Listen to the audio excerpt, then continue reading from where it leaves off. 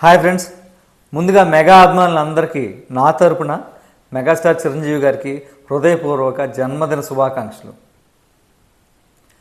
ఈరోజు టాపిక్ వచ్చేసి it's none other than megastar Chiranjeevi garu. ఆయన చేసిన సినిమాల గురించి వేరే వాటి గురించి కాకుండా ఆయన చేసిన మంచి పనుల గురించి వాళ్ళు మాట్లాడుకుందాం. ముందుగా 1986 గోదావరి వరదలు వచ్చినప్పుడు సుమారుగా 250 మంది చనిపోయారు. అనేక ఆస్తి నష్టం, చాలా గోవులు చనిపోవడం కూడా జరిగింది. ఆ వరద బాధితులందరికీ చిరంజీవి గారు అప్పట్లోనే 50,000 దాకా డొనేషన్ చేయడం జరుగుతుంది. 1986లోనే 50,000 అంటే మీరు ఒక్కసారి ఊహించుకోండి, ఈ టైంలో దాని వాల్యుయేషన్ ఎంత ఉంటుంది.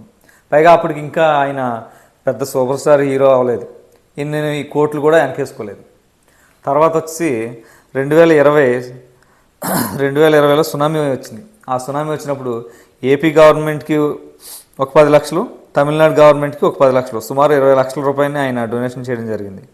ఆ తర్వాత 2014 హుడ్ తుఫాన్, మనందరికీ తెలుసు.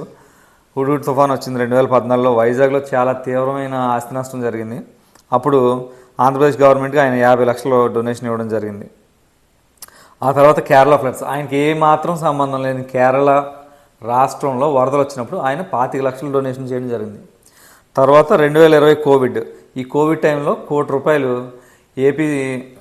ఏపీ రిలీఫ్ ఫండ్కి ₹1 ఇచ్చారు. అలాగే డైలీ వేజ్ ఇంకో ₹1 ఇండస్ట్రీలో, సినీ ఇండస్ట్రీలో డైలీ వేజ్ లేబర్ అంటే రోజు కూలీ నిమిత్తం చేసుకునే వాళ్ళు, లైట్ బాయ్స్, 24 ఫ్రేమ్స్లో చాలామంది వర్కర్స్ ఉంటారు, వాళ్ళకి ₹1 డైలీ వేజ్ లేబర్స్కి ఇవ్వడం జరిగింది. తర్వాత వచ్చి 2020 అదే కోవిడ్ టైంలో 13,000 ఆక్సిజన్ సిలిండర్స్ని వివిధ గవర్నమెంట్ హాస్పిటల్స్కి, ప్రైవేట్ హాస్పిటల్స్కి డొనేషన్ చేయడం జరిగింది. 13,000 ఆక్సిజన్ సిలిండర్లు, గుర్తుపెట్టుకోండి ఎంతమంది ప్రాణాలను కాపాడు ఉంటాయి 13,000 ఆక్సిజన్ సిలిండర్స్. తర్వాత 2020లో హైదరాబాద్లో ఫ్లడ్స్ వచ్చాయి. అప్పుడు ₹1 హైదరాబాద్ తెలంగాణ గవర్నమెంట్కి. 2021లో ఆంధ్రప్రదేశ్లో ఫ్లడ్స్ వచ్చినప్పుడు 25 లక్షలు.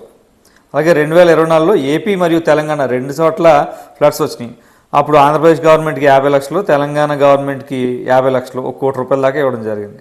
2024లో వాయినాడ్ ల్యాండ్ స్లైడ్, అంటే వాయినాడ్లో కొండ చర్యలు విరిగిపడి కొండ అమాంతంగా కూలి ఆస్తి నష్టం, ప్రాణ నష్టం జరిగింది. అప్పుడు అక్కడ కేరళ గవర్నమెంట్కి వాయినాడ్లో ₹1 ఆయన దానం చేయడం జరిగింది.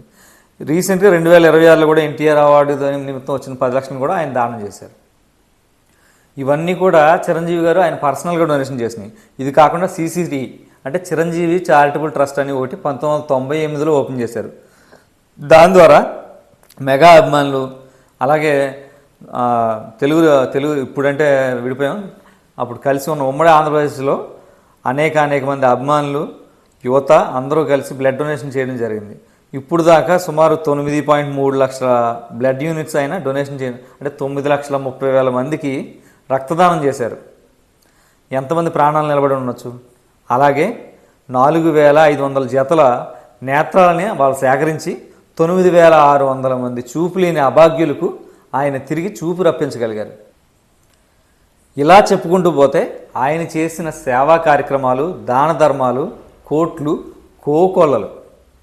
ఇవే కాకుండా పర్సనల్గా ఆయన సినీ ఇండస్ట్రీలో ఆయన ద్వారా లబ్ధి పొందిన వాళ్ళు, ఫస్ట్ గుండు హనుమంతరావు గారు 2017-18లో ₹2 లక్షలు, పొట్టి వీరయ్య గారు ₹2 లక్షలు, పావలా శ్యామల గారు మాలో మెంబర్షిప్ తీసుకోవడానికి 1,01,500 ప్లస్ ₹2 లక్షలు ఆవిడ ట్రీట్మెంట్కి, పాకీజా గారు 2023లో ₹1,00,000, TNR తుమ్మల నాగేశ్వరరావు గారు 2021లో ₹1,00,000, పొన్నాంబలం గారు, ఈయన ప్రముఖ విలన్, 70 lakhs జరిగింది ఆయన ట్రీట్మెంట్ కోసం.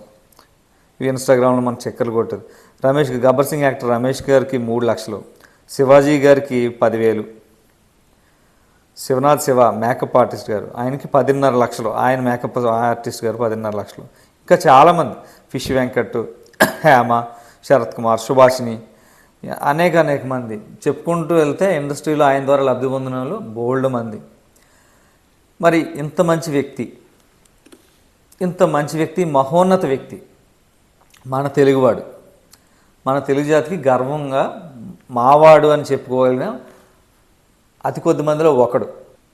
తెలుగువారందరం ఆయన చేసిన సేవా కార్యక్రమాలు, ఆయన చేసిన మంచి పనుల గురించి చెప్పుకున్నా చెప్పుకోకపోయినా పర్వాలేదు, కానీ ఆయన్ని కించపరిచే విధంగా తెలుగు జాతి గౌరవాన్ని నిలబెట్టిన ఒక వ్యక్తి, సినిమా పరంగా నేను మాట్లాడట్లేదు, ఆయన చేసిన సేవా కార్యక్రమాలు మంచి పనుల తరపునే నేను మాట్లాడుతున్నాను.